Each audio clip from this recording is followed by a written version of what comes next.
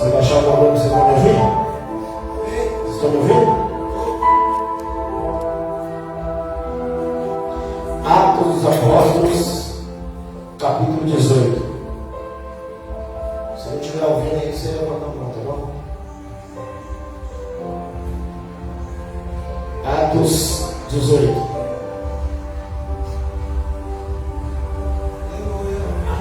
Levanta a mão.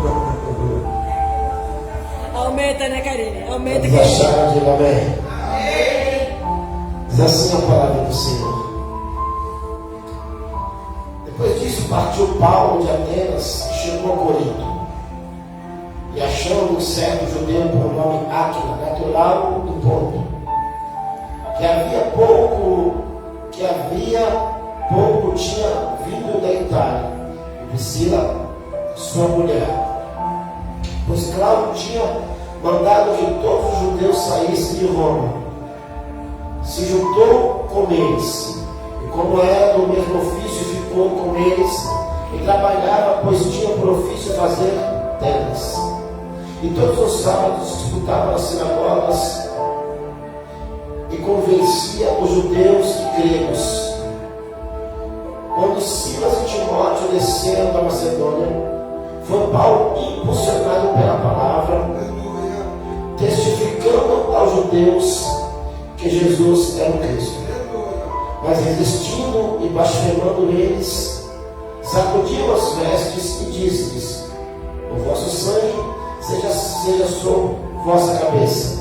Eu estou limpo desde agora, parto para os gentios.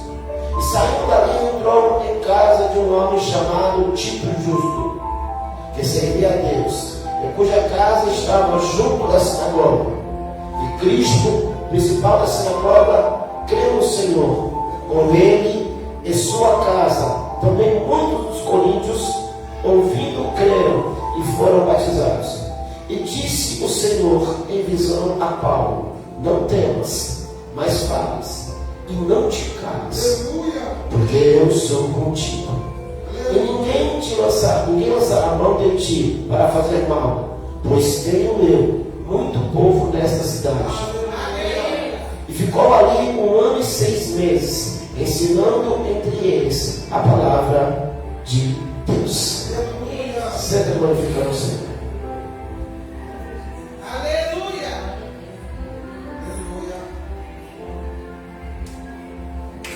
Meus irmãos, Paulo acaba de voltar. Paulo acaba de sair de Atenas, aonde ele vai para Areópago, e ali ele apresenta aos atenienses o Deus desconhecido, aonde ele faz, Fernando, o famoso discurso de Paulo. Porque os atenienses tinham vários deuses, mas havia um lugar que não tinha imagem, mas estava escrito ao Deus desconhecido. E depois que Paulo prega a eles, muitos creram, muitos se converteram. Só que Paulo tem dentro de si o chamado de missão. Paulo tem dentro de si um chamado de pregar o Evangelho. E é interessante isso, que quem tem esse chamado, não é uma partida de futebol que te tira o chamado. Quem tem esse chamado, ele não consegue ficar sem fazer a obra de Deus. Quem tem o chamado, nem ele consegue explicar o que ele sente. Ele só sabe que quando ele está fazendo, ele está se fortalecendo. Ele sabe que quando ele está fazendo a obra do Senhor, mais graça, mais poder, ele vai sentir. E Paulo resolve sair de Atenas e vai para Corinto. E é tremendo isso, porque como missões está dentro dele, ele não quer parar de fazer. Ele faz aqui, ele faz aqui, ele faz aqui, Ele vai fazer em todos os lugares. Porque Ele sabe para aquilo que o Senhor chamou. Verso 1 diz assim: depois disso partiu Paulo de Atenas e chegou a Corinto. Irmão, presta atenção uma coisa. Eu não estou falando uma viagem de carro. Eu não estou falando uma viagem de trem, de avião. Eu estou falando uma viagem de 80 quilômetros, de uma cidade até a outra. Mas o interessante é que ele está indo com prazer. Ele está indo, Jânio, de bom grado. Ele está indo feliz. Porque quando você entende para aquilo que o Senhor te chamou, fazer a obra de Deus não é pesado. Você faz com prazer. Então 80 quilômetros, 100 quilômetros, 200 quilômetros, aonde for preciso, você vai. Ele sai dessa cidade e caminha para outra cidade. Como quem diz assim: que bom que foi pregar para as pessoas e perceber que as pessoas receberam a palavra. E perceber que as vidas foram transformadas. E acredite no que eu vou lhe dizer. Quando você começa a sentir isso, isso vai te dando mais vontade ainda. É como se fora uma vitamina que você toma. Você tomou um pouquinho hoje, você ficou bem. O teu sorriso muda, o teu brilho muda, o teu ânimo muda, a tua disposição muda, a tua força muda. E quanto melhor você fica, melhor você quer ficar. Por isso, quem faz a obra de Deus e entendeu e sentiu isso, não quer parar. Paulo, ele sai de Atenas e chega em Corinto. Olha isso, irmão.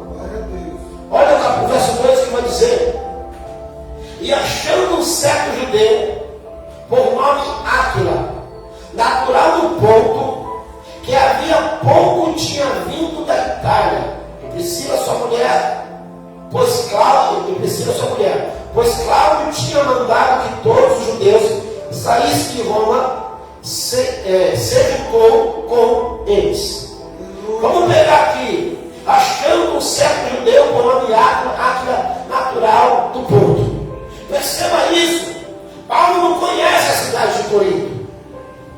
Paulo não conhece o que está acontecendo ali. Ele está saindo de um lugar e indo para outro.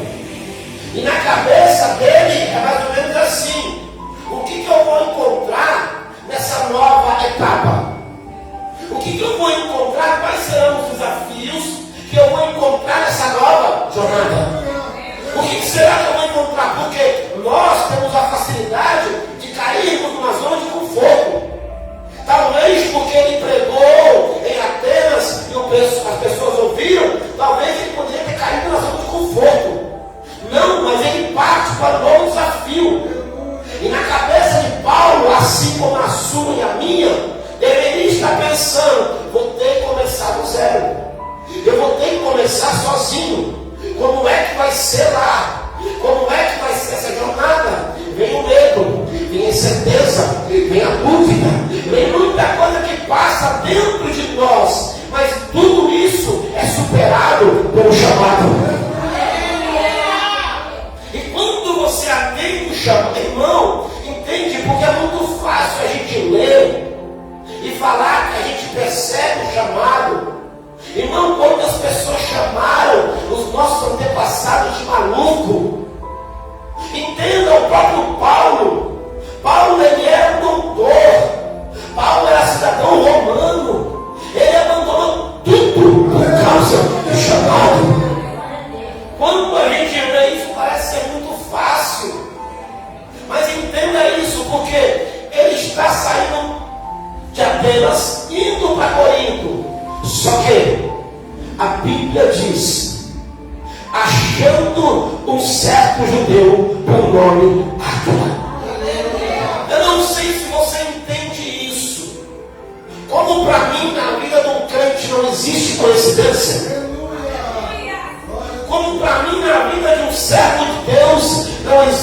coincidência, mas existe propósito. Eu tenho certeza que, eita Deus, enquanto o coração de Paulo ardia em Atenas, o Senhor já preparava alguém em Corinto. Não, você não entendeu. Você pode ter medo, você pode ter dúvida, mas você não pode deixar de fazer, Sônia, porque enquanto você está se levantando para atender o chamado, Deus já está preparando alguém. Uma coisa tremenda no que eu vou lhe falar, acredite nisso, porque não existe melhor coisa do que você pregar o que você vive. Irmãos, nós fomos começar o ministério há 7 anos atrás, e igualzinho a Paulo, medo, dúvida. Irmão, é tremendo isso, porque eu tinha 2 opções. Eu poderia continuar o pequeno coração, aonde já estava tudo bom para mim, aonde já era minha zona de conforto. Eu poderia ficar na pedreira, aonde também eu já tinha uma zona que era boa para mim, só que o chamado foi maior. Só que o medo vem, quem vai? Quem está comigo? Eu vou ficar sozinho. E entre isso, uma coisa acontecia, e a gente sempre orava: Senhor, não nos deixa sozinhos. Senhor, não nos deixa sozinhos. Irmão, e só para você entender como isso é lindo, são 7 anos depois, e nunca ficamos sozinhos. Para você ter noção do que está acontecendo, tem muita gente comemorando hoje. Tem um povo que chega atrasado. Sim, mas vem. A gente não fica sozinho. Porque enquanto o Senhor está colocando no seu coração o chamado, Ele já está preparando. Não tema não, enfrente o chamado. Não tema não, enfrente a comissão que Deus te entregou. Porque se foi Deus que te chamou, Ele já está preparando. Paulo sai de Atenas, e quando chega em Corinto, não existe coincidência, vai. Não existe coincidência. Eu já tenho um irmão esperando por ele. Não, você não entendeu. Não era um primo, não era um colega. Já tinha um irmão esperando Paulo. Oh, Espírito Santo. Tudo que o maligno tenta colocar na minha e na tua vida é o medo, é a dúvida, é a incerteza, para que nós não venhamos nos levantar. Mas perceba, toda vez que você se levantou e atendeu o chamado de Deus, você nunca ficou sozinho, você nunca ficou desamparado, você nunca ficou abandonado. Paulo chega lá, Cidade Nova. Irmão, Fernando do céu, é uma cidade, não é um bairro. Não existe coincidência.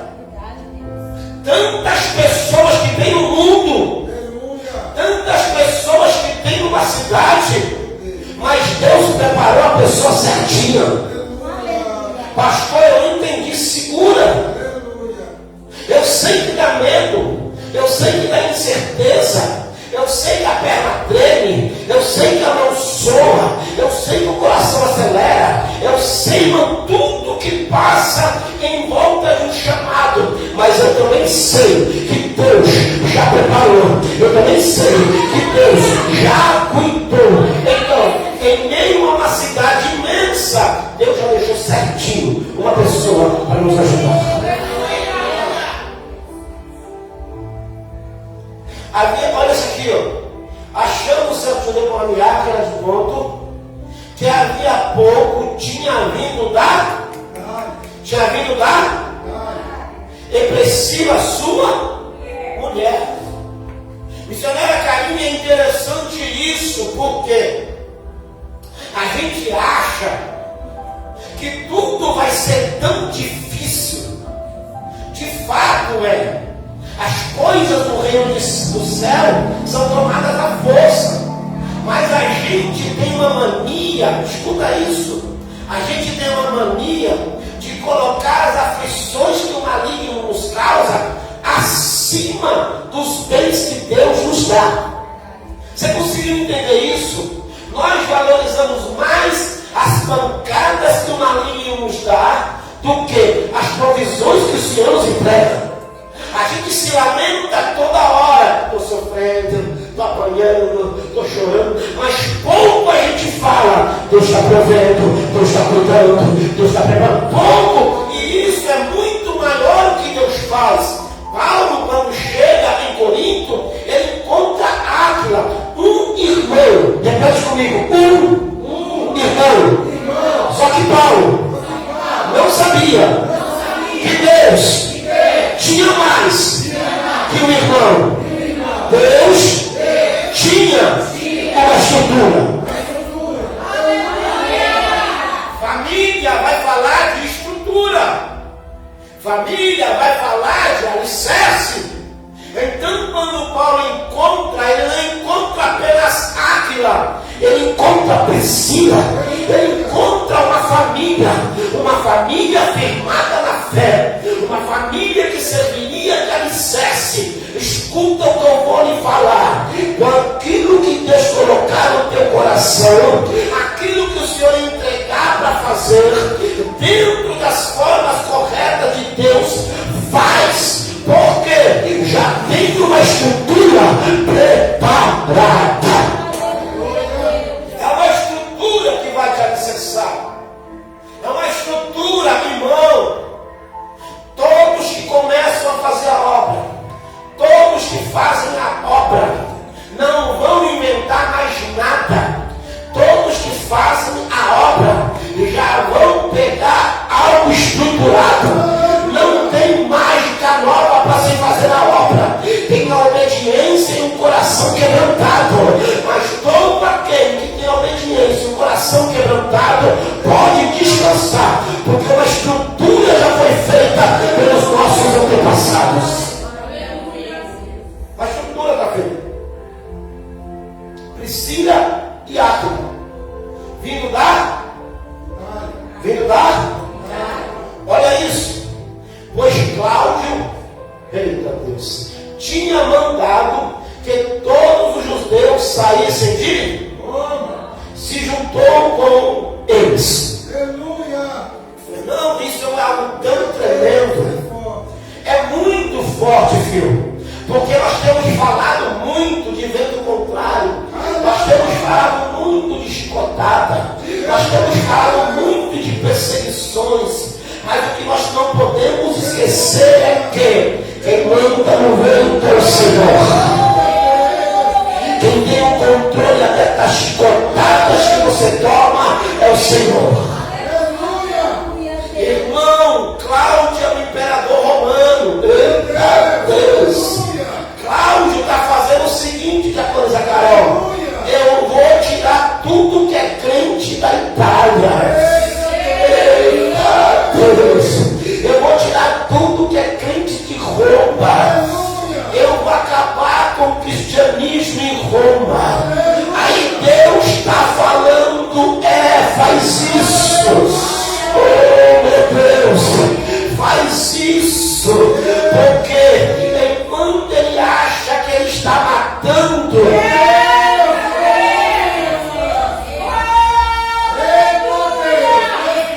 não vai ficar ninguém em Roma. Vai voltar cada um para o lugar.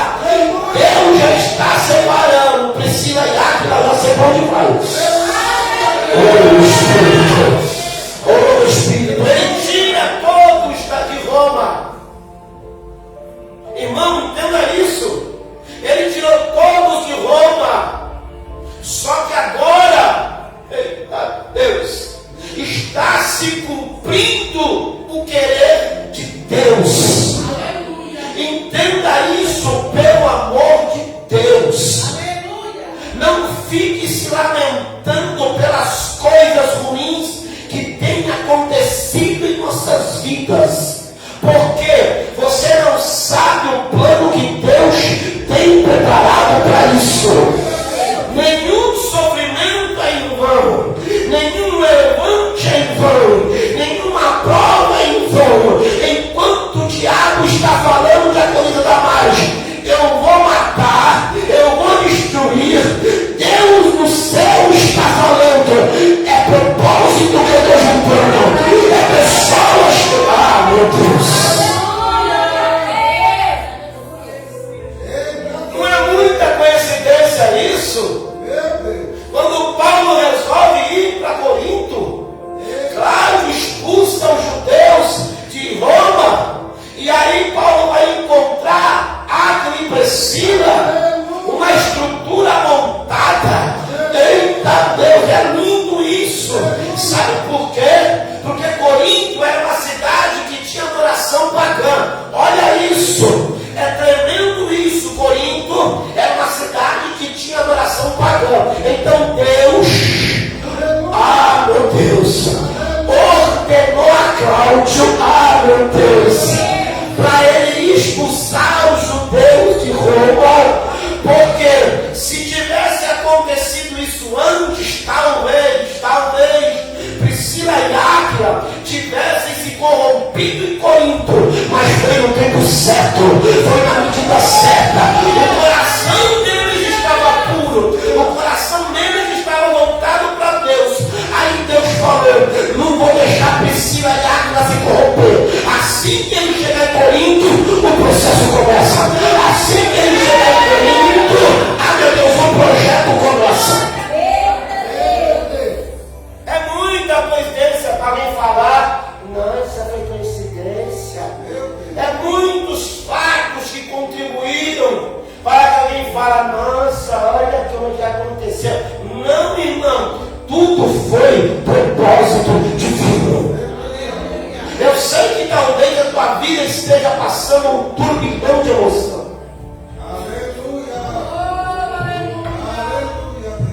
Eu sei que talvez você esteja passando um turbilhão de sensações, um turbilhão de prova, mas eu preciso te dizer, não olha para a situação agora, olhe para o propósito futuro, porque com certeza tem um propósito futuro. Pastor, tem não, eu falo que tem, e eu provo para você. Se não fosse a dificuldade que você passou lá atrás, você não estava aqui. Se não fosse a aflição que você passou lá atrás, você não tinha se entregue a ele. Se não fosse uma dor profunda, você não tinha se rendido ao Senhor. Então a dor que você passou não te matou, mas te aproximou. O problema que você enfrentou não te destruiu, mas te fez crescer. Porque o propósito de Deus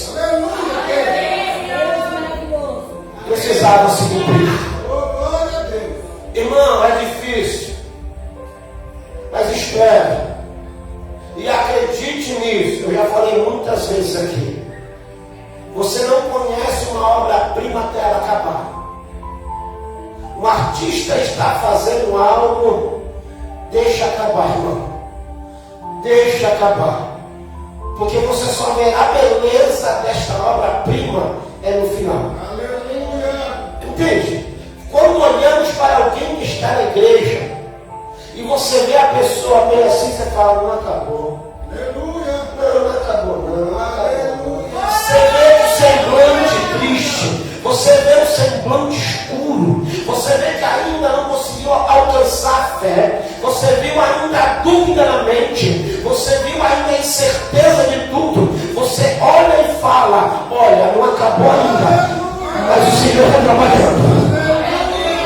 Olha, não acabou ainda, mas o Senhor está moldando, o Senhor está lapidando. E se olharmos para a forma que nós estamos hoje, é muito melhor do que nós éramos no passado.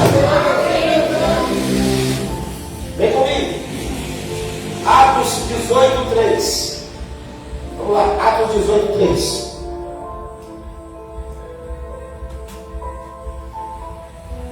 Olha isso aqui, irmão.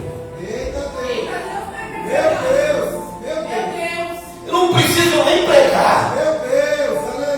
Quando você está falando com pessoas precisa nem falar, porque a palavra está falando dela. Olha isso, irmão.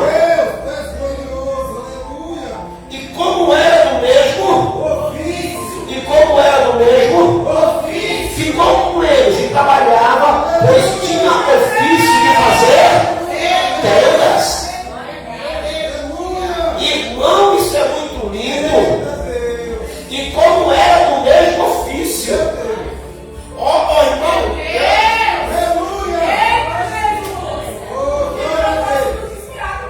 Irmão, tem não, Carol. É um negócio tremendo. Deus não une propósito. Deus usa propósito para unir pessoas. Deus usa propósitos para unir as pessoas. Porque a preocupação de Deus não é com o propósito, mas é com as pessoas. Então ele pega o propósito que é: Paulo sai de Atenas para ir para Corinto. O propósito é: Cláudio expulsa de Roma para ir para Corinto. Deus está usando o propósito para unir pessoas. E pessoas que têm o mesmo ofício. Não tem coincidência, irmão. Ele não pegou um advogado e um pedreiro. Ele não pegou um advogado e um vendedor. Ele não pegou um médico.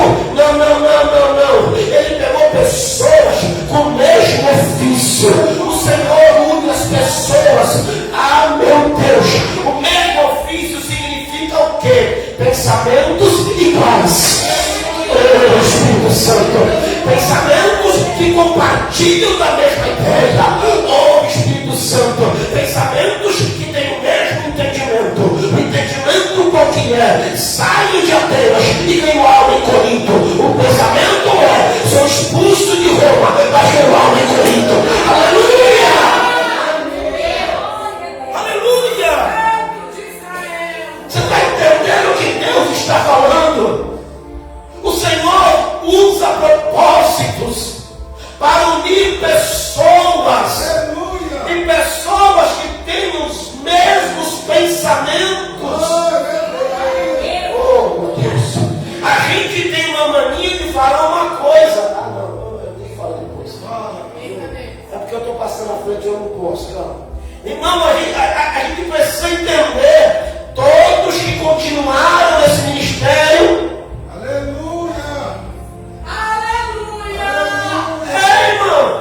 Pode ver, não é bom na cabeça.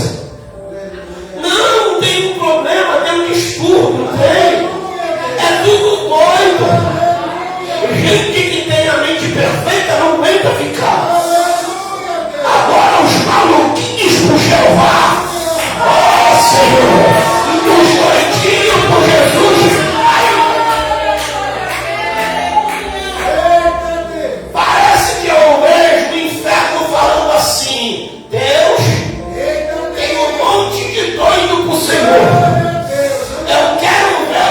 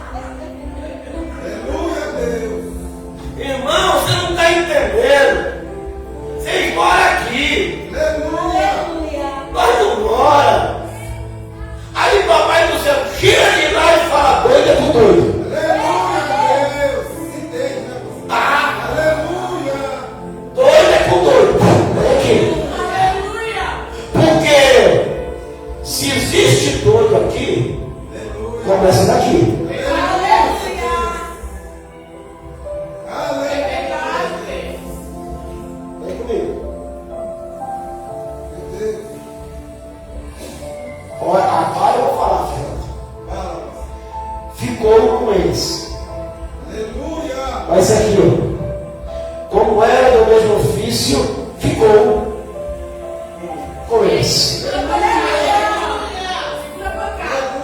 Como era o nome do ofício, ficou com eles. Já percebeu isso? Gente vem e gente vai.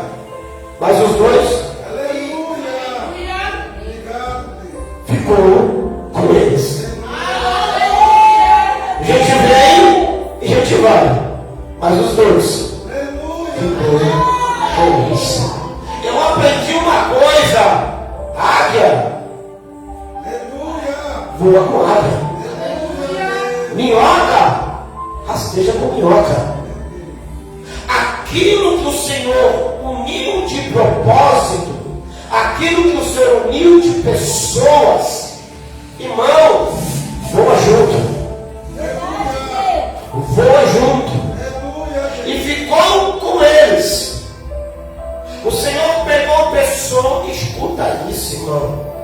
Pessoas com pensamentos, com cultura, com estudo, com irmão, com nível de escolaridade diferente, com nível financeiro diferente, mas o ofício era o mesmo.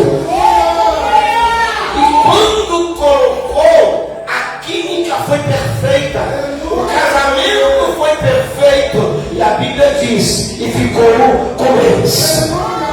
Alguém vem, faz proposta, vamos lá. Não, e ficou com eles. Alguém faz proposta e fala, vamos ali. Não, e ficou com eles. Haviam outros crentes, haviam outros servos em Corinto, mas para quem aquele que Deus escolheu foi Paulo para Priscila e para Áquila, e foi Áquila para Priscila e para Paulo. Deus escolheu perfeitamente, e se Deus escolheu,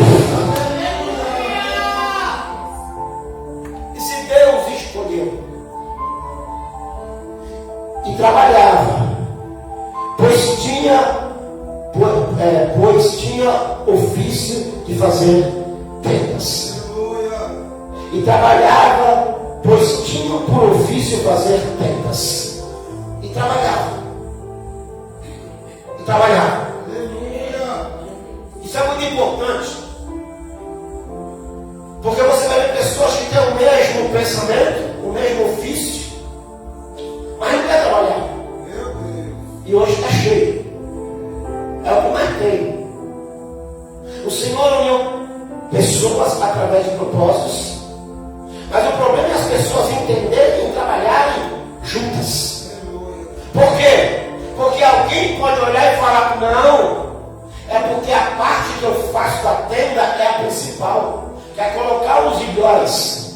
Os idóis é aquela parte de chapa que vai ali de metal para poder amarrar a cortina. Alguém olha e fala assim, a minha parte principal é essa.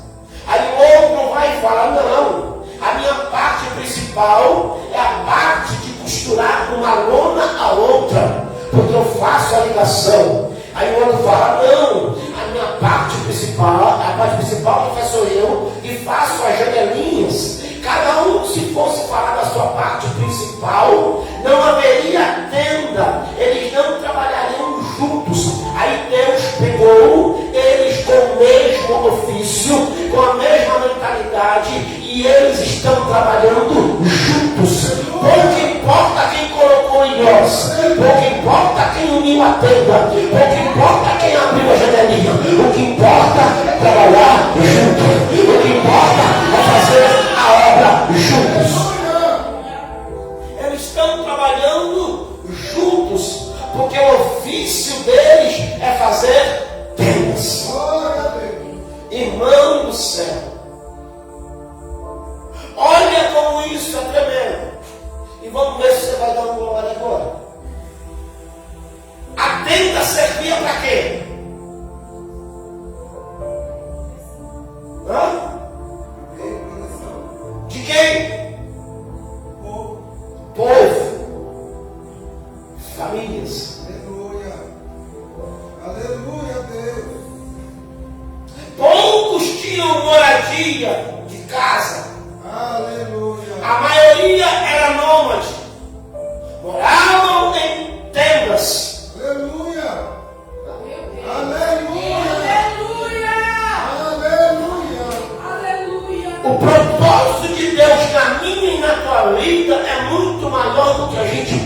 famílias. Desde quando se uniram, eles já estão trabalhando para a proteção das famílias.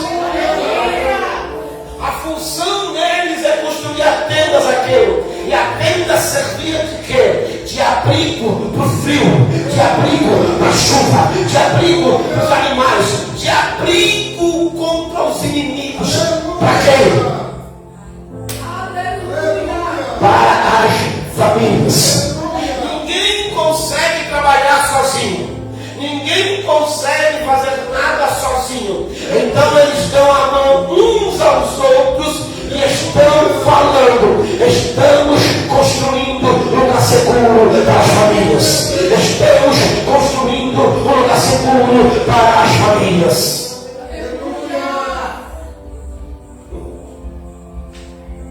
Aleluia. Aleluia. Olha o quarto.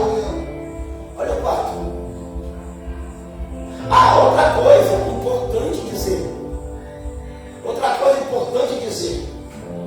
Todo servo e toda serva do Senhor, eles tinham por obrigação ter um ofício, ter uma profissão.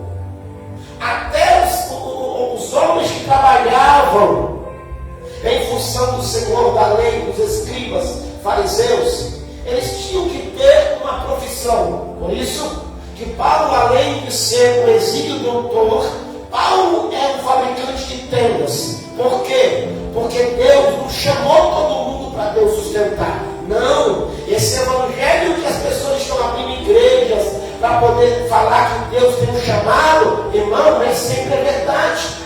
Eu não estou falando que Deus não faz isso, mas para fazer isso demora. Não é assim, monta a igreja para poder viver da igreja. Não, Deus não chamou desocupados. Deus achou Davi, foi no campo. Deus achou Moisés, foi no deserto. Deus achou a Eliseu arando o campo. Deus não costuma chamar pessoas desocupadas. Deus não costuma chamar preguiçoso. As pessoas estão montando igrejas e estão falando porque eu tenho um chamado que muitos têm colocado. Porque antes de Deus sustentar a obra, Deus vai provar. Antes de Deus sustentar a obra, Deus vai chamar. É muito diferente uma coisa da outra. Abre uma portinha, fica lá e fala, não, porque eu tenho um chamado. E assim não, o cara para. Pode até ser que tenha um chamado, mas a distância em ter o chamado e o cumprimento do chamado é anos-luz. E só Deus sabe esse tempo. Olha isso. O verso 4 diz assim: e todos os sábados, Aleluia. disputava na sinagoga Aleluia, Deus. e convencia a judeus e escuta isso. E todos disputava onde? Irmão do céu. Eles trabalhavam a semana inteira fazendo a tenda.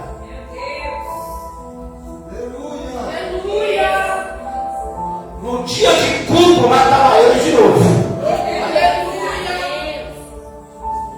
Trabalhava, se esforçava, lutava. No dia de culto, matava eles de novo. Constância. Você não consegue ser exemplo para ninguém se você não tiver constância. Você não consegue, irmão, dar exemplo para ninguém se você não tiver a constância. Não adianta você estar fervoroso hoje e amanhã você está caindo. Não adianta você rodar, pular hoje e quando é amanhã você já está igual a galinha da Angola. Tô fraco. Não é constância. Eles trabalhavam a semana inteira. Escuta isso. Mas dia de culto, eu fico imaginando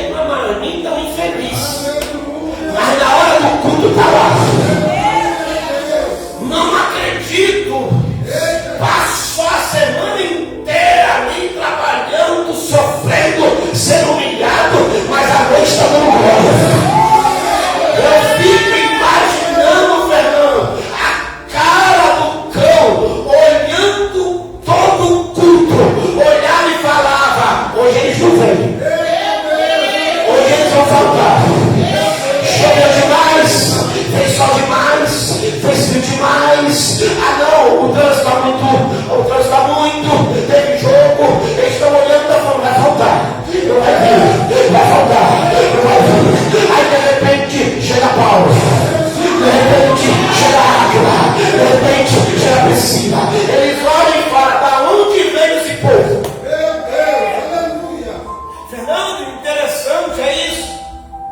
Eles iam e não ficavam olhando para os buracos. Não, disputava. Oh meu Deus! Oh meu Deus do céu! Entende-se disputar. O que quer dizer aqui no texto é querer colocar a minha ideia em prática para a vida dos outros. Ah, você não entendeu? Eles vinham para cá, eles vinham para a sinagoga e falavam mais ou menos assim: hoje eu mostro o poder de Cristo, hoje eu mostro o poder de Deus. Eles não vinham apenas por vir, eles vinham para disputar. Glória a Deus. É como se o Senhor falasse: hoje eu vou derramar só um pouquinho da glória. Meu Deus. Quem estava pegando? Aleluia, Deus. 3 maluquinhos lá no fundo. Aleluia. 3 maluquinhos lá no fundo pegava. Aleluia. Oh Jesus! E disputavam com as suas ideias. Porque alguém olhava e falava para ele: vixe, tu está aqui de novo, mas a tua casa continua bagunçada. Aí eles falavam: mas eu sei que meu irmão está aqui. Bicho, tu está aqui de novo, e eu vi você sendo humilhado lá pelo patrão. Tudo posso naquele que me fortalece. Eita Deus! Eita, mas eu vi que você não tem nem mistura em casa. Eu vi que o seu armário está vazio. Posso todas as coisas naquele que me fortalece. Irmão, eles disputavam. Eles não iam por ir. Eles conseguiam colocar aquilo que eles sentiam para os outros. Eles disputavam, mas assim, todos sabem da constância. O que o inimigo treme e teme é no crente constante. O crente pode chorar, o crente pode sofrer, o crente pode até se rastejar, mas o que o crente não pode é parar, o que o crente não pode é ficar em casa. Por isso que eu falo, irmão, eu não venho de qualquer jeito, vem arrastado, vem pendurado, eu venho rolando, porque tudo que o maligno quer é que você não seja constante. Imagina como é que o cão está agora, quando ele está vendo a Rosimeira descendo essa ladeira. Não, irmão, me ajuda. Me ajuda, irmão. Porque o cão falou, sabe o quê? Agora que for para mais longe, eu não vou mais. Irmão.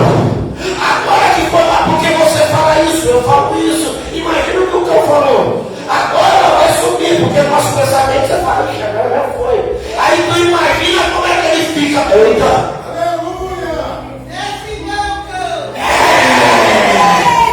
Ai, Jesus, tomara que despertar, mulher, Jesus. Tomara que despertar. Porque, irmão, quando você tem constância é diferente. Quando você tem constância, os ataques do maligno virão, mas te causarão menos danos. O problema é que o maligno sabe onde te pega.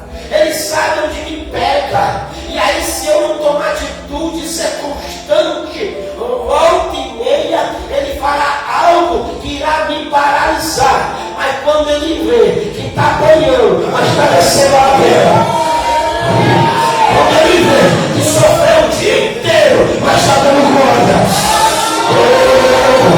quando ele vê que está cheio de dor, mas está glorificando a Deus, ele fica maluco. Ouça, não era um período. Descubra que crente você é. lição de casa para você. Descubra que nota você é de crente. Se for menos que 5, está na hora de melhorar, porque vai ficar bem em recuperação. Mas descubra que nota você é. Porque se você for um crente nota 7, tá bom. Se cobre até você chegar na nota 6. Você se contenta com 7. Quem se contenta, eu quero ser melhor. Mas cada um. Procure ser constante. Mas não adianta também, carinho, querer mostrar que é 10 apenas um dia. Porque se eu quero ser 10, a minha vida tem que ser de 10. Os meus atos precisam ser de 10. Eu preciso saber, com a minha limitação, até onde eu consigo chegar. Buscar melhorar, buscar crescer. Mas eu não posso me contentar com menos. Com menos não. Eu sei que eu posso fazer mais, então eu vou entregar menos. Eu sei que eu posso, ajudar mais, então eu vou ajudar menos. Eu sei o que eu posso fazer, então eu não me contento em fazer menos. Porque quando você faz isso, você começa a se analisar. Posso mais? Posso mais? Posso mais? E quando você se analisa que posso mais, tudo que é ruim vai sumindo. Se for, se você quiser mudança genuína, e as coisas ruins vão saindo e você vai crescendo. Vem comigo. Olha isso aqui, irmão. E convencia a judeus aleluia. Como é que eles convenciam? Como é que eles convenciam? Fala aí, irmão. Como tu acha? Eles estavam todo sábado na sinagoga e convenciam judeus e a Deus. Fala, cara. Irmão do céu. Quem falou? Constância deles. Quem mais? Hã? De joelho. Quem mais? Fala, braço. Vai para os filhos. Irmãos, eles convenciam aos judeus e aos gregos. Primeiro, pela palavra de Deus. Porque o que convence é o Espírito Santo que vem através da palavra. E segundo, pelo testemunho da vida deles. Porque não adianta eu pregar a palavra e não ter o testemunho. Porque eles olhavam e falavam, hoje Paulo falta. Não. Hoje Paulo não vem. Só que quando eles viam, Paulo estava lá. E isso como testemunho vale mais do que 1000 palavras nossas. As nossas palavras terão pouco sentido se não tivermos testemunhos dos nossos atos. As nossas palavras precisam ser condizentes com os nossos atos. Se eu falo de amor, eu preciso demonstrar amor. Se eu falo de almas, eu preciso demonstrar importância por almas. Se eu falo, meu irmão, de santidade, eu preciso demonstrar a minha santidade. Se eu falo de perseverança, eu preciso demonstrar a minha perseverança. E essas coisas eu não demonstro falando, mas eu demonstro vivendo. Eles pregavam, eles falavam, mas as atitudes deles gritavam. Você consegue entender isso? Eles pregavam, mas as atitudes gritavam. Porque tudo que o inimigo da minha e da tua alma quer é que nós subamos aqui, falemos, e quando descemos deste lugar, venhamos ter uma vida totalmente diferente. diferente daquilo que vivemos. Só que quando ele entende, quando ele vê aquilo que nós vivemos aí, é o mesmo que nós falamos aqui, é um grito dentro do ouvido dele, dizendo, ele vive o que prega, ele prega o que vive. E esse é o maior testemunho que alguém pode dar. E assim, você convence gregos e judeus. Você conseguiu entender isso? Porque olha isso aqui, irmão. Olha isso aqui. Convencer os gregos, você convenceria através do quê? Palavra. Porque os gregos buscavam a palavra, conhecimento. E os judeus buscavam sinais.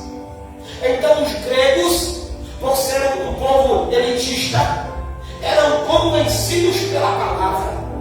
Então a palavra ardia, a palavra mexia. Mas e para convencer o judeu, que já conhecia a palavra? Para convencer o judeu, eram os sinais que acompanhavam a vida de quem prega.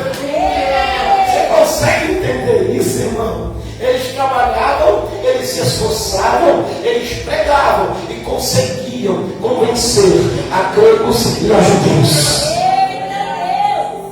Isso é difícil, irmão.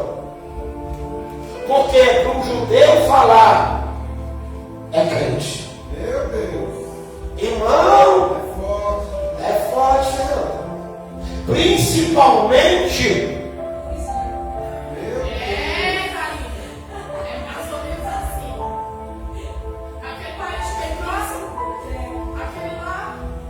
entende isso, irmão? Quando alguém olha e fala assim, ali é crente. Ali é crente. O que está falando mais? São as palavras que a pessoa prega ou a vida que ela vive? E você conseguir, irmão, tirar isso de quem é crente é muito difícil. Imagina você tirar isso de quem te acusa. Imagina você tirar isso de quem te persegue. Imagina, Fernando, quem tanto fez para tentar te destruir, tem que olhar e falar: não queria falar não, mas ali é crente. Tem que até engolir. Irmão, tem que até engolir. Se você nunca viveu isso, é uma coisa muito linda. Porque não é você que está se ensoberbecendo, mas é o seu testemunho que está agradecendo o nome do Senhor.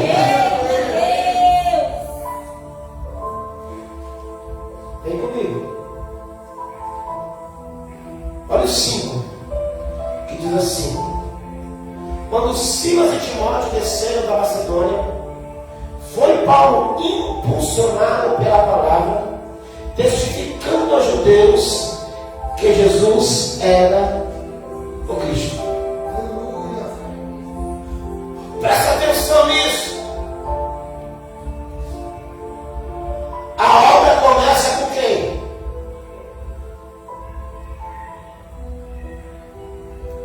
A obra começou com quem? Hã? Paulo? Áquila? E Priscila. E eles já estão pregando. E eles já estão convencendo o povo. Só que o que eu vou entender aqui é que isso cansa. Eu vou entender aqui é que isso machuca. E agora, Sônia, Paulo, Priscila e Áquila talvez estivessem um pouco cansados, digamos assim, um pouco machucados, digamos assim. Aí Deus, Aleluia, Deus. que pena que você não entendeu, entendeu? Aleluia, Deus. Que pena que você não entendeu. Mais uma vez, né? Mais uma vez. Aleluia.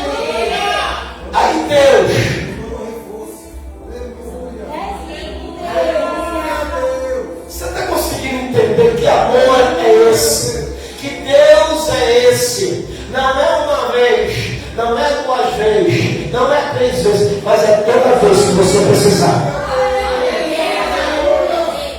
Vou lhe fazer uma pergunta.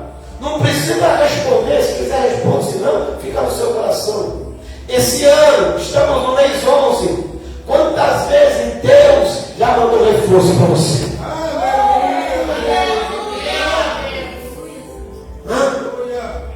Mas é interessante saber, sabe o que? É que você não ficou sem reforço.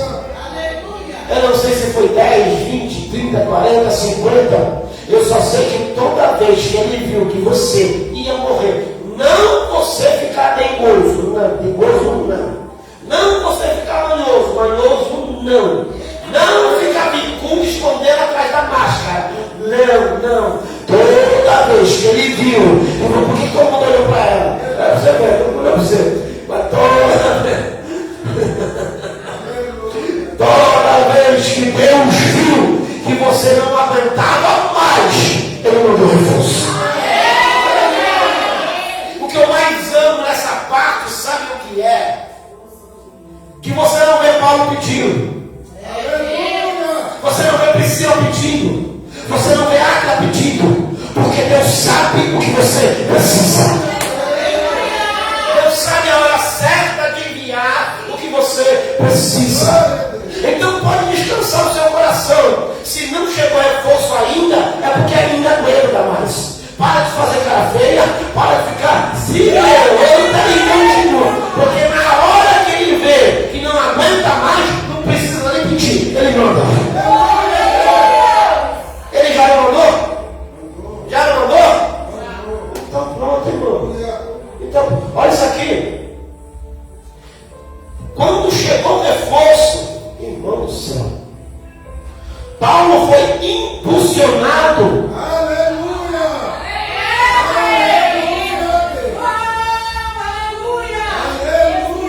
Eu não sei se você já viveu isso, mas eu falo que eu vivo isso, irmão. Olha, muito frequente.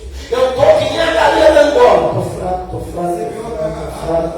Aí eu estou aqui pregando aqui, irmão. Mas é que eu sou eu você. Eu estou aqui, estou fraco. Pregando aqui de máscara. Aí de repente o Senhor fala assim: toma a força para lá para dentro. E aí parece que vem algo dentro de mim que me dá uma força. Aí eu falo: aí você é impulsionado a pregar a palavra.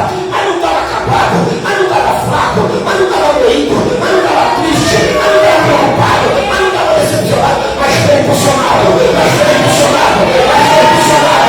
esforço de Deus, foi impulsionado pela glória, pela presença, pela mão do Senhor. Isso acontece direto em nossas vidas. A gente chega aqui quebrado, a gente chega aqui moído. Irmão do céu, eu não sei. Se alguém conseguir explicar, me explica o que é isso.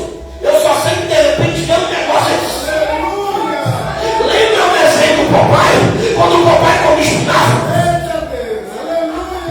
saía descendo e fazia todo o músculo. É assim que eu sinto quando Deus manda um reforço.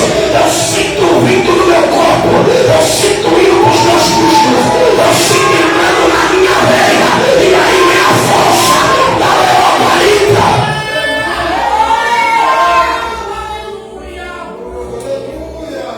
É fácil para seu papai não ter assistido. Só tem velho aqui. O pessoal olhou assim: o que é papai? Não conheço papai. Fingiu que não sabe qual é. Você assistiu uma TV Colosso. Conhece.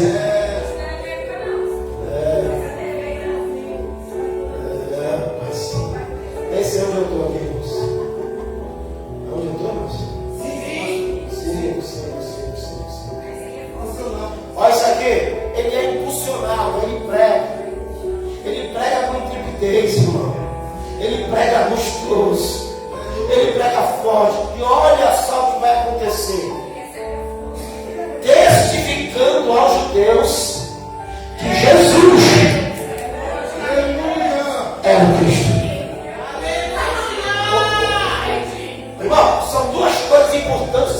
entender aqui essa parte. Primeiro, para você pegar para o crente que ele precisa de Jesus, Meu Deus. meu Deus, Meu Deus. é misericórdia. O sangue de Jesus tem poder. Porque as pessoas ficam afastadas 4, 5, 6 meses, aí 1 ano, aí você fala que vai voltar para Jesus. Eu nunca voltei a Jesus. Bebeu, fumou, fez tudo, eu nunca voltei a Jesus. Esse é meu coração. Nada mais acordou. Essa é a força para ganhar uma vida, rapaz. Tô falando, é assim que acontece. É o reforço vindo de Deus. É o reforço vindo de Deus. Você está entendendo? É assim que acontece. Explica como aconteceu. Dá para explicar? Não dá para explicar, mas dá para sentir. Irmão, a gente começa. Vai falar para uma pessoa dessa que precisa. É para você apanhar. Eu tenho no meu coração. Nunca larguei ele. Tu sabe disso? Só que Paulo agora está apresentando, falando para o judeu, que Jesus é o Cristo. Irmão do céu, é um negócio do sério. E o que eu acho mais lindo aqui, eita Deus, eles viam o quê? Os judeus e os gregos viam o quê? Sinais. Os judeus e os gregos viam o quê? Testemunho. Os judeus e os gregos viam o quê? Palavra. Então é muito fácil alguém olhar. Você precisa entender, senhor. Está acordado, filho? Tá? Você precisa entender que a Bíblia diz que até os lenços de Paulo eram usados para curar. Então tu precisa entender que para alguém olhar e falar que Paulo é o Cristo, e o problema não era alguém falar que Paulo era o Cristo. O problema era Paulo acreditar que ele era o Cristo. Porque se alguém olha e fala que você não, pastor, tu é ungido demais. Pastor, tu é ungidão. Pastor, irmão, isso está subindo no coração do homem há 2 minutos. Aí você é 2 minutos para subir, para mexer com a cabeça. Não, mas porque quando fala, não porque quando olha, não porque, irmão, isso aqui para subir na vaidade, na cabeça do homem e da mulher, ó, é 2 minutos. Não, olha pastora, como a senhora tem a palavra, olha missionária como você é, olha que eu prendo que você, irmão. Isso para subir no coração é muito rápido. Só que a Bíblia está falando que Paulo está anunciando para o judeu. Aleluia. Jesus é o Cristo. Jesus é o Cristo. Eu sou servo de Jesus. Eu prego Jesus, mas Ele é o Cristo. Ele usa a minha vida para fazer sinais, mas Ele é o Cristo. Ele usa os meus lábios para proclamar a palavra, mas Ele é o Cristo. Ah, meu Deus, Ele usa a minha vida como testemunho, mas Ele é o Cristo. Paulo não deixou um momento sequer a soberba subir, ou o diabo plantar qualquer coisa no coração dele. Ele falava para o judeu, para o grego, para quem fosse: Jesus é o Cristo. Lembra de João Batista, que no deserto as pessoas vinham falar com ele, aí João Batista falava: eita Deus, que importa que ele cresça, e eu diminua. Meu Deus.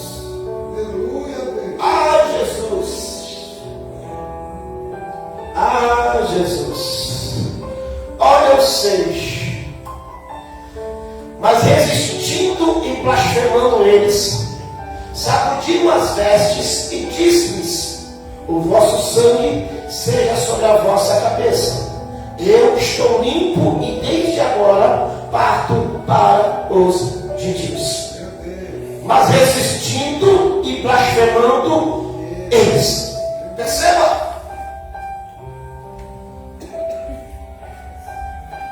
Quando nós lemos no começo, nós vamos entender que Paulo disputava com eles. Paulo entrava na sinagoga e disputava com eles. Ou seja, sempre houve a disputa. E nunca a disputa foi impedimento. E se havia disputa, significa que havia resistência. Se havia resistência, significa que havia rejeição. Mas a rejeição, a resistência, nunca foi motivo para Paulo parar. Então você entendeu ou você está tomando papo na orelha? A resistência dos outros, a negativa sobre aquilo que você está fazendo, nunca pode ser impedimento para você parar. Paulo não parou por isso. Por isso que a Bíblia está falando. Olha isso aqui, ó. E resistindo, mas resistindo e blasfemando. Eles. Primeiro eles resistiram e Paulo parou. Primeiro eles resistiram e Paulo pregava. Você está conseguindo entender isso? As pessoas resistem à correção. Corrige, irmão, um gatinho. Um gatinho que falta muito. Um gatinho que faz coisa errada. Um gatinho bonitinho. No outro dia, o gatinho vai te humilhar. Sim ou não? Sim. Só que ele é um gato. Ele não, eu vou falar melhor. Essa noite aconteceu o chuva que deu lá, todo mundo viu acontecendo. Acabou a luz lá e não voltou. Não voltou a luz. A luz voltou hoje, era 10 horas da manhã. Eu desci, era 1h da madrugada e fiquei na sala, olhando os peixes. Os peixes me olhando. Olhando os peixes. Os peixes me olhando. E a luz daquele jeito. Fortinho, fraquinho, fortinho, fraquinho, fraquinho. Uma fase só. Não tinha oxigênio para eles. 3 horas da manhã, eu na sala, olhando para eles, eles olhando para mim. Quando eu olhei a Batseba, vocês conhecem a Batseba? A Batseba começou a respirar muito rápido. Era raiva. Ela começou a respirar. Quando eu vi aquilo, eu me desesperei. Eu fui lá na cozinha, peguei um copo de 500 ml e comecei a ficar no aquário, fazendo as bolinhas de oxigênio. Aí eu peguei o celular e eu marquei 10 minutos fazendo, 10 minutos descansando, 10 minutos fazendo, 10 minutos descansando, 10 minutos fazendo. E eu olhando uma Batseba assim, e os peixinhos tudo buscando lá. Quando foi mais ou menos 4 horas da manhã, que eu comecei a ver enquanto eu fazia isso, eu comecei a perceber. Eu comecei a ver que Bartimeu começou a correr para um lado para o outro. Eu comecei a ver Daniel pulando, brincando. Eu comecei a ver a Batseba se amostrando no vídeo. Na hora o Espírito Santo ministrou ao meu coração. Primeiro, a disciplina que eu tinha colocado 10 minutos, e 10 minutos, 10 minutos, 10 minutos. A disciplina estava salvando vidas. Segundo, todos que estavam no aquário voltaram até a sua vida normal. Bartimeu brincando, mas nem sabia que o mundo podia estar acabando para ele. Batseba desfilando, nem sabia que o mundo podia estar acabando. Irmão do céu, tinha outros que estavam brincando entre si, e o Espírito Santo ministrando ao meu coração. Tem muito crente dessa forma, está brincando, mas não sabe que o mundo está acabando. Está desfilando, mas não sabe que o mundo está acabando. Está brigando entre si, mas não sabe. Eu pensei muita coisa. Eu pensei, foi até 6 horas da manhã, filha. Eu pensei muita coisa. Eu fico com muitas pregações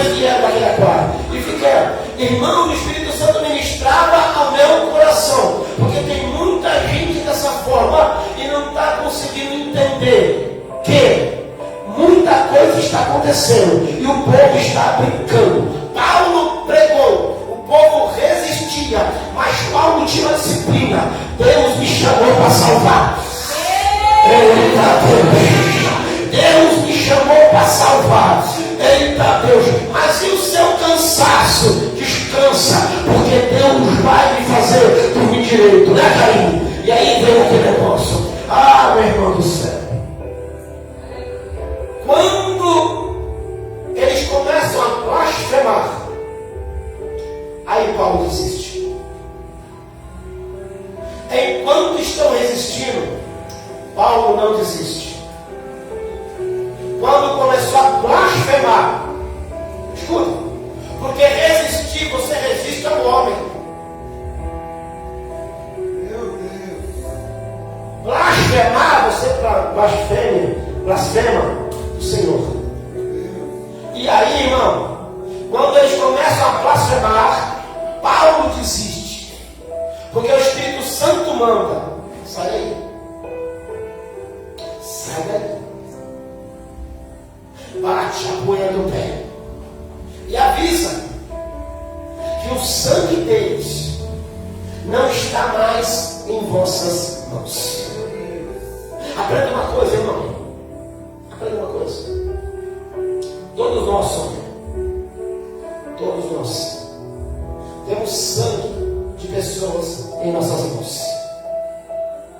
Quanto maior o teu cargo eclesiástico, quanto maior o teu chamado, maior é a obrigação que você vai ter.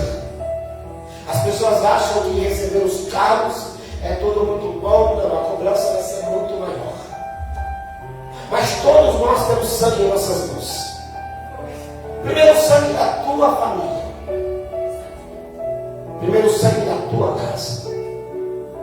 E depois, sangue de almas a quais o Senhor te entrega. E pessoas às quais você teria que pregar. Lembra aquela pessoa que você viu no ponto de ônibus? E era para você ter falado de Jesus, mas você não falou porque você ficou envergonhado? Então, o sangue dessa pessoa talvez poderia estar na sua mão. Lembra aquele jovem que você poderia ter dado uma palavra? Então, o sangue dele poderia estar na sua mão. As oportunidades que você tem de falar do Senhor e você não fala para as pessoas, são sangues que estão nas nossas mãos. Só que Paulo, o Senhor fala para Paulo, pode falar para eles, que de agora em diante você sai, você bate a poeira e o sangue deles já não está mais na sua mão. Por quê? Porque Paulo pregou, Paulo lutou pela alma deles. Mas eles não quiseram. Eles não aceitaram e ainda blasfemaram do Senhor. Então, Paulo está limpo desse sangue. E aí o que Paulo fala? Desde agora, parto para pregar aos gentios. É como se Paulo falasse assim: estou anunciando a palavra do Senhor no Maranhão. Estou há 7 anos aqui anunciando a palavra do Senhor aqui. Pessoas resistiram, mas nós continuamos. Já teve blasfêmias? Sim. Mas o Senhor não mandou ir. Mas quando for, ninguém pode falar que não ouviu a verdade. Ninguém pode falar que não teve a oportunidade. E aí Paulo está falando, já que não quer ouvir aqui, eu estou indo para o gentio. Eu estou indo pregar para os gentios. E aí, nós entramos aqui no verso 7.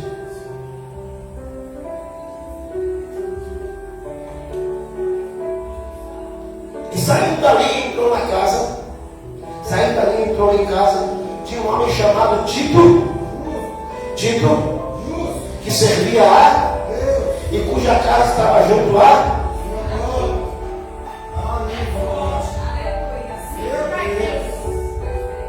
Você está entendendo isso? Irmão, eu fico bobo, eu fico pasmo. Como o propósito de Deus não se encerra em nossas vidas. Você vai encontrar ingratos, você vai encontrar blasfemos, você vai encontrar pessoas que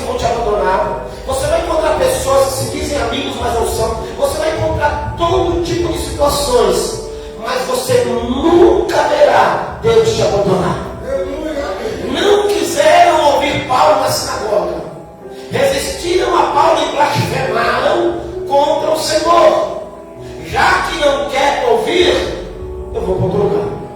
E quando Paulo sai, Glória a Deus. Aleluia. de novo, Aleluia. de novo, Glória a Deus. de novo, já tem alguém esperando. E saindo dali, entrou em casa de um homem chamado Tito. Tito. Justo. Meu Deus. Cara, é muito forte isso, irmão. É muito forte. Às vezes você fica brincando, às vezes você fica se lamentando por pessoas que não valem isso, por pessoas que são ingratas, são blasfemas, são tudo. Você fica lá se condoendo, eu vou parar, eu vou desistir, eu vou me matar, eu vou me suicidar, eu vou me jogar da ponte. Não, calma. Deus já tem justo te esperando. A obra não vai parar. A obra não para. Paulo está saindo da sinagoga triste, mas já tem uma casa para ir lá, meu Deus. Paulo está saindo da casa da sinagoga triste, mas já tem uma casa que vai virar um ciclo de oração. E é a casa de um homem justo, Aleluia. que serve a Deus. Aleluia, Deus. Irmão do céu, eu me lembrei agora do profeta Elias. Elias está na caverna e fala: saiu, me deu bem, tenho sido zeloso, Senhor. Aí o Senhor vai lá dar na orelha de Elias e fala: Elias, ainda tem 7.000 Elias que não se dobraram. Irmão, o projeto começou com quem? Você consegue entender? Paulo, Priscila e Áquila. De repente veio Silas e Timóteo e já apareceu mais o justo. Entende isso? Haverá uma seleção natural das pessoas. Essa seleção não é você quem faz, não sou eu que faço. Deus é que faz essa seleção. Não serve, sai, não serve, sai, não serve, sai. E o projeto continua, continua, continua, continua, continua. É isso. Aí encontra um homem chamado Tito, justo. Justo, isso aqui é muito justo. Aleluia. Que servia a Deus. Aleluia. Meu Deus.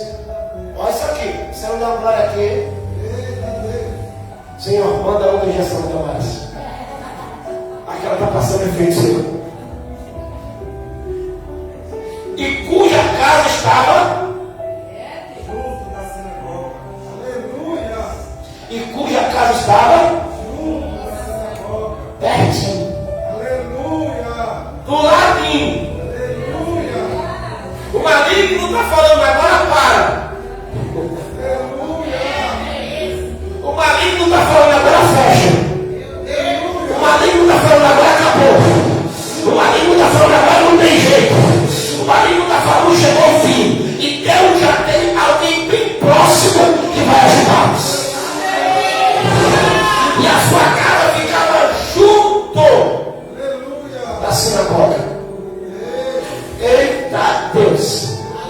Parece que eu ouço mais ou menos assim, Rosinei. Paulo pregando aqui. E aí as pessoas que estão não valorizam. Porque querem que a gente acabe. Isso acontece muito. Só que lá do outro lado não, vizinho. Ah, garoto. Vizinho da sinagoga. Tem um homem justo. Que está falando, sabe o quê? Eu até queria, mas não tenho força. Eu até tenho vontade, mas não tenho coragem. Eu até quero uma mudança, mas não tenho iniciativa. Aí Deus está falando, o projeto não acaba, o projeto não para, porque Deus levanta pessoas que estão próximas de nós para poder nos ajudar.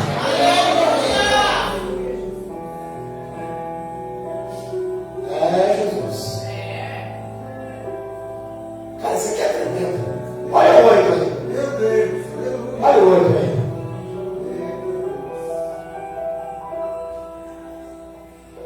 Meu Deus. Lembra, nós?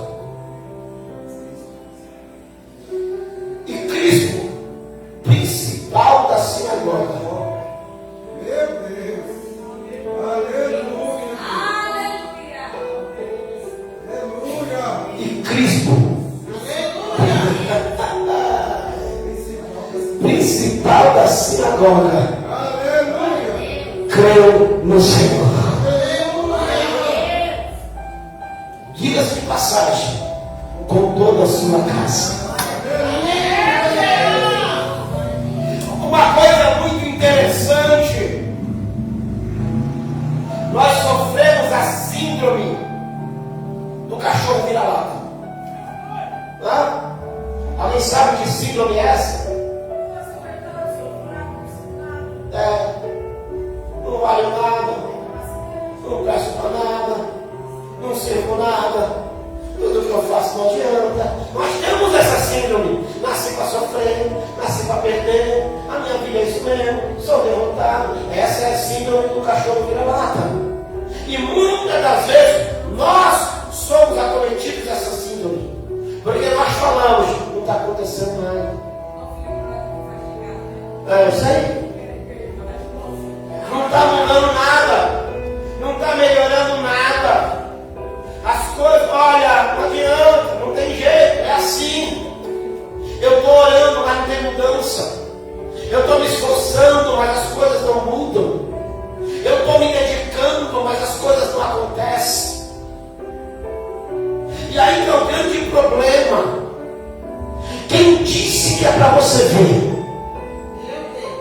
Quem disse que eu já falei isso uma vez e eu vou falar de novo? Deus conhece o seu coração. Não, você vai me ajudar. Vai me ajudar. E fala assim: Deus.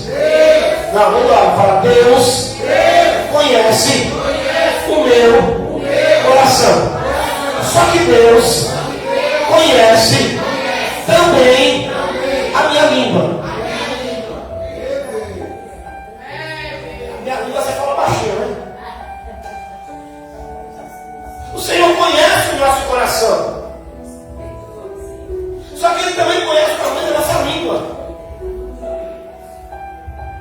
Você já viu aquele louvor que diz: no silêncio Deus trabalha com você? No silêncio Ele faz o impossível acontecer.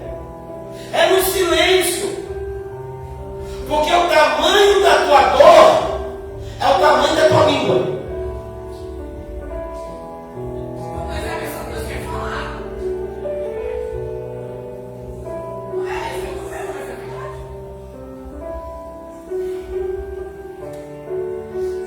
Há um tempo de sofrer, há um tempo de chorar, e há um tempo de se calar. Há um tempo certo de se falar. Não é qualquer coisa que o Senhor está fazendo que eu posso falar. Porque quando eu falo, talvez eu esteja atrapalhando os planos do Senhor. O Senhor pode estar fazendo algo sobre a minha vida, mas a minha ansiedade talvez venha me fazer falar para quem eu não devia. E quando eu falo para quem eu não devia, talvez os planos que Deus tinha para mim serão estragados, não pelo maligno, mas pela minha língua, pela tua língua. Por isso que na maioria das vezes a gente acha só que está sofrendo e que não tem nada acontecendo. Presta atenção. Olha para você há 2 anos atrás. Meu Deus. Se compara com a sua vida hoje. A maioria de nós vai dizer, sabe o quê? Não mudou nada. Não, a maioria vai dizer isso. A maioria vai dizer: eu continuo na mesma luta, eu continuo na mesma prova, eu continuo esperando as mesmas promessas, eu continuo. Só que a gente não conseguiu entender que do ano passado para esse, muita coisa já aconteceu. Aleluia. Muitas bênçãos já foram alcançadas. Aleluia. silêncio. Foi o Senhor fazendo e depois nós contamos o testemunho. Não foi durante o processo, mas foi ao término da vitória. Não foi enquanto eu estava recebendo a vitória, mas sim quando a vitória foi completa. E aí é o que está acontecendo exatamente isso. Por quê? Olha isso aqui. Paulo está pregando. Ele está achando que as pessoas não estão ouvindo. Ele está achando que não está tendo influência alguma. Só que a Bíblia está falando o principal. O principal da sinagoga. Aprenda uma coisa. Eu não sei se acho que você não vai conseguir entender isso.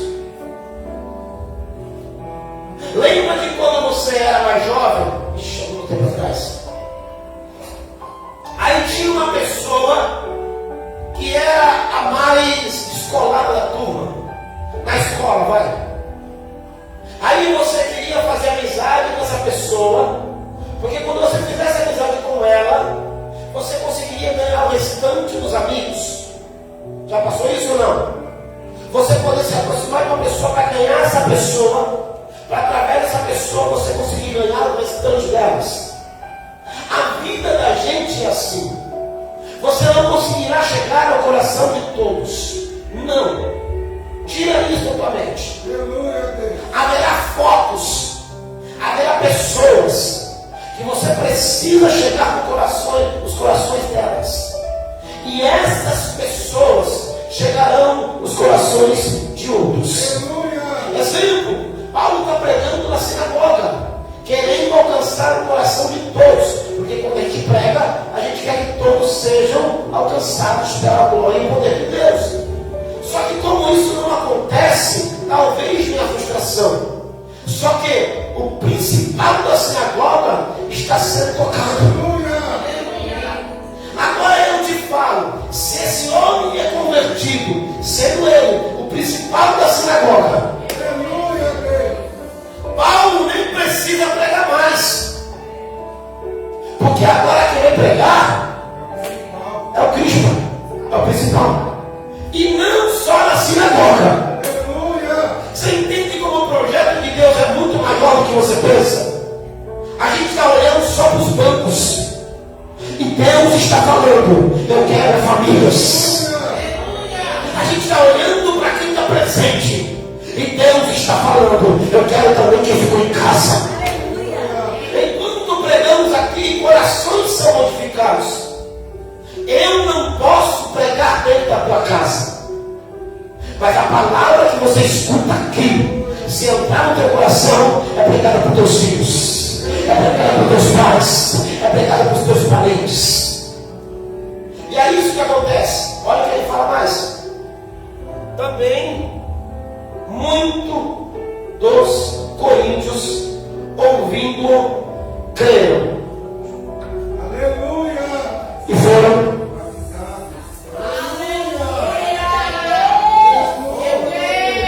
Oh, meu irmão! O projeto de Deus é bem maior do que a gente pensa. A gente está querendo só que alguém nos ouça. E o Senhor está falando, eu estou preparando o coração para o batismo. A gente está querendo só que as pessoas venham compactuar daquilo que nós estamos expondo por pensamentos. E Deus está falando, eu estou querendo mudar corações. Eu estou querendo fazer nascer de novo. E muitos dos coríntios, irmão, entende? Paulo saiu da sinagoga, converteu, grego, judeu, o principal, a família,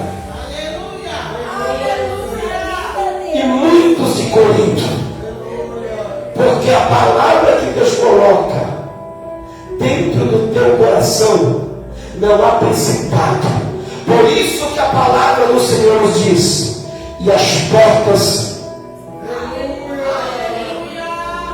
do inferno não prevalecerão contra a igreja. Porque quem ataca é a igreja.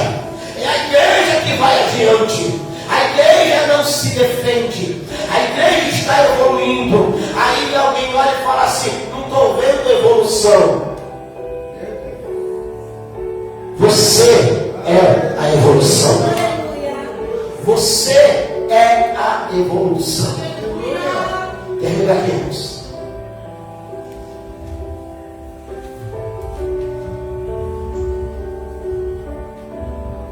Olha o 9. E disse o Senhor em visão a Paulo: não temas, Aleluia. mas fale e não te cales.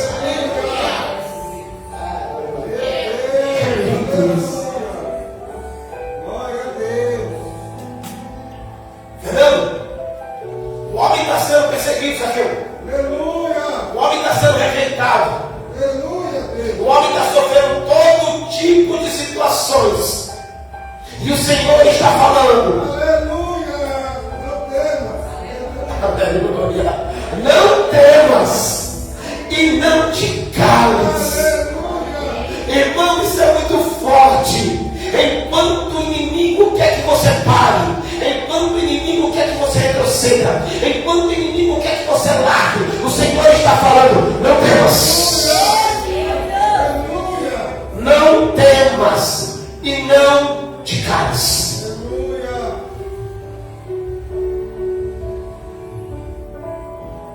É forte. Porque enquanto tudo de ruim parece que está acontecendo conosco, Glória a Deus. você está tendo visões, Aleluia. você está tendo experiências com Deus. Quanto mais o inimigo te persegue, mais revelações de Deus você tem. Quanto mais leão maligno tem na tua vida, mais o Senhor manifesta a glória dele para você. Perseguição do inimigo, visão de Deus. Levante do inimigo, experiência com Deus. Aleluia. Prova para o inimigo, providência de Deus. Aleluia. Aleluia. Aleluia. Não temas, mas fale, mas fale, mas fale, mas fale, mas fale. Pastor, o que eu vou falar? Fala que ele vive, fala que ele reina, fala que ele te sustenta, fala que ele te protege, fala que ele te guarda, fala que ele é o teu remidor. Fala o que ele fez na tua vida, irmão. As pessoas não sabem o que falar sobre Jesus. Fala o que ele fez na tua história. Fala quem você era e em quem ele te transformou. Fala na vida que você tinha, na vida que você tem, Zaqueu. Glória a Deus. Fala de como você andava e como você anda. Aleluia, Deus. Aleluia. Fale.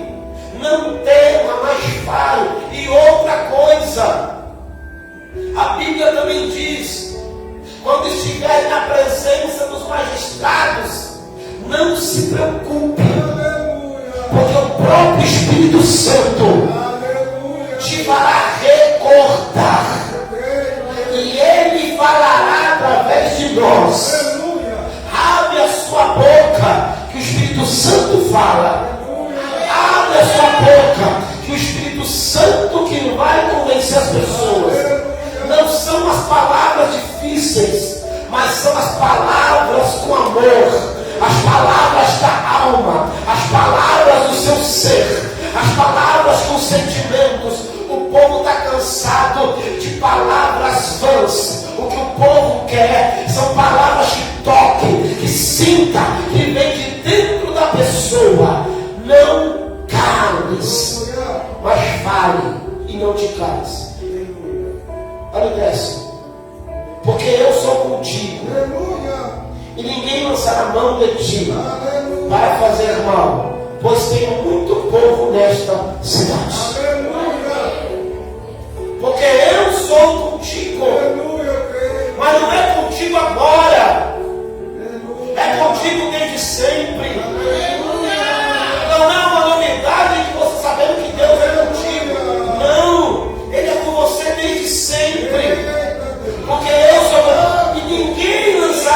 você para fazer mal. Pare e pensa comigo, pelo amor de Deus. Quantas vezes o inimigo teve a oportunidade de matar você?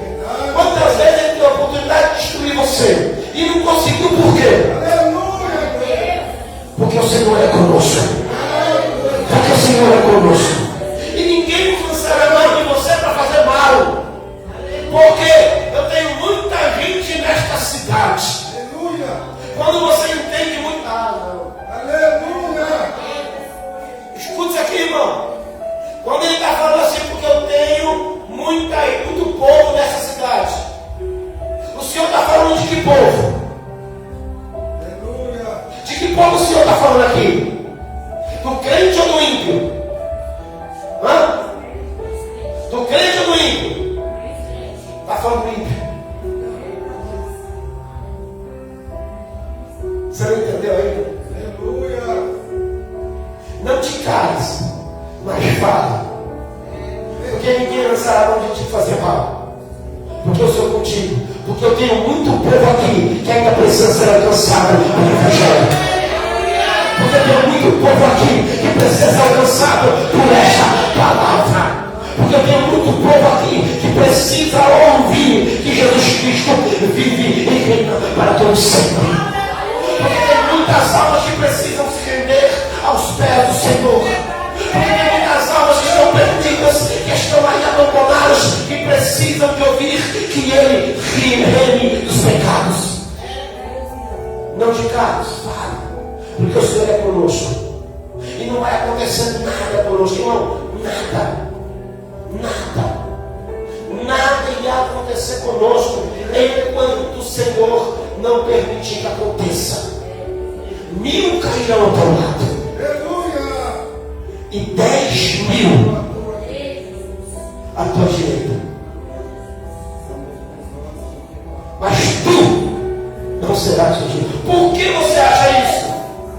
Por que você acha isso? Porque ainda tem muita gente que precisa ser alcançada através do seu testemunho e através da palavra do Senhor. Se colocar de pé em nome de Jesus.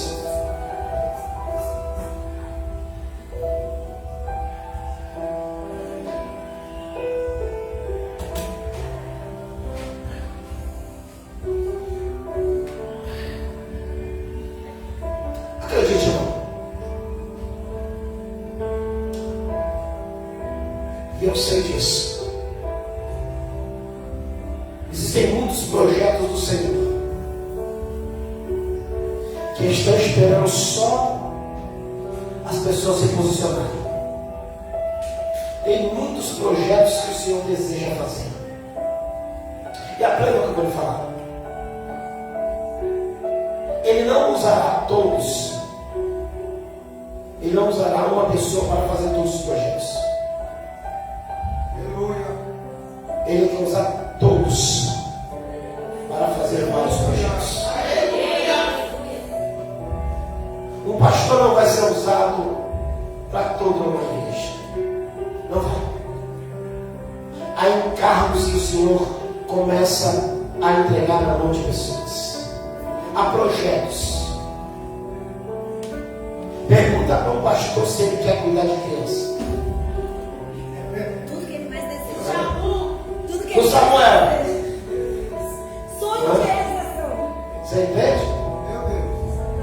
Só os aviões aguentam.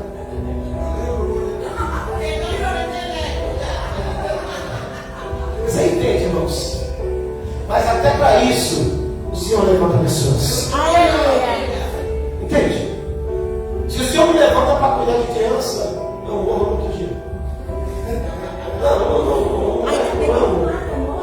Não é. Melhor do que ser preso. Mano, eu não consigo. O Senhor me deu esse dom. Eu gostaria de ter. Não tenho. Aí o Senhor levanta outras pessoas. E eu posso me falar isso. Existe uma pilha assim. Vai pra cá. Uma pilha assim de projetos do Senhor. Só esperando pessoas. se posicionarem. Não por um momento. Por um momento não adianta. Mas por uma vida de constância. Aleluia. E aí tomar um projeto. Essa pilha é maior. Hã? Essa pilha é maior. Essa pilha é maior. Tu pode acreditar numa coisa, irmão. Não existe coisa melhor nessa terra. Olha, eu já vivi muita coisa, irmãos. Eu já passei por muitas coisas. Mas não existe nada melhor do que aceitar um projeto de Deus. Aleluia. Acredite. Não existe nada melhor. Fácil. Fácil não é nem a tua família. E mesmo assim, a gente não abandona. Se posicione.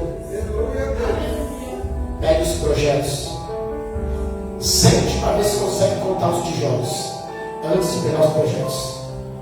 Primeiro se firme. Primeiro esteja estabelecido.